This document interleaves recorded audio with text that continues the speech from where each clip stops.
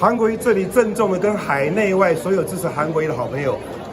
神圣的报告：2018年县市长选举，我选高雄市长，不要说2000万人民币，我有拿1块钱共产党的钱，1块钱，我辞掉高雄市长。今年总统大选，我有拿共产党1块钱参选中华民国总统，1块钱就好，我立刻退出总统大选。澳洲这位姓王的中国大陆人在澳洲讲了一大堆，我觉得有几点我到现在还想不透。如果中共介入中华民国总统选举，会是从2019年开始吗？过去有没有？如果过去有，2016年朱立伦跟蔡英文总统大家在竞选的时候，为什么朱立伦会惨败300多万票？这不是很奇怪吗？第二，2018年全台湾县市长选举，我们的国家安全局局长跟调查局长公开宣称有境外势力介入台湾的县市长选举，到现在已经过了1年多了，1年多，有2个可能：第一，国安局长、调查局长能力太差，抓不到；第二，心态有问题，故意制造狼来了，狼来了，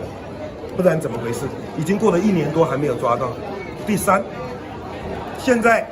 还有40多天，总统跟立委要投票，又冒出了一个共谍案，又来台湾要支持某些政党候选人，又指着韩国瑜，说2018年中国共产党拿了2000万人民币给韩国瑜，那今年要拿多少？让大家开始去想，韩国瑜是黑道，是菜虫，然后喝酒玩女人，然后炒房地产，现在要拿共产党的钱，这叫第2颗核弹。上礼拜爆发第1颗核弹，今天爆发第2颗核弹，不停的抹黑、抹红、抹黄。韩国瑜这里郑重的跟海内外所有支持韩国瑜的好朋友神圣的报告：2018年县市长选举，我选高雄市长，不要说2000万人民币，我有拿1块钱共产党的钱，1块钱，我辞掉高雄市长。今年总统大选，我有拿共产党1块钱参选中华民国总统，1块钱就好，我立刻退出总统大选。我今天出来参选总统，我要对中华民国宪法负责，我要对中华民国的国民负责。现在海峡两岸，尤其对岸，并没有放弃武力犯台，怎么可以背叛自己中华民国呢？第四，这位澳洲的王姓先生，希望你立刻来台湾，直接拿出证据来指控，不要人躲在澳洲，找一个媒体报告完毕以后再转载到台湾。在澳洲这家媒体，我们了解是排名第80名的网络，第80名，然后在台湾放大，这是目的到底何在？你这个做法已经严重影响到下一任台湾的总统跟立法委员大选。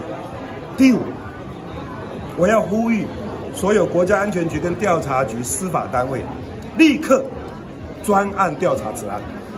必要时亲自到澳洲去检查这些证据，不要一到了选举，这些抹黑、造谣、重伤、扭曲的事情一而再、再而三的在台湾上演。第六，执政的政党是民进党，总统是民进党的蔡英文，谁执政谁被监督。现在台湾90%的媒体不敢监督总统，不敢监督执政党，90%的媒体跟网络监督在野党，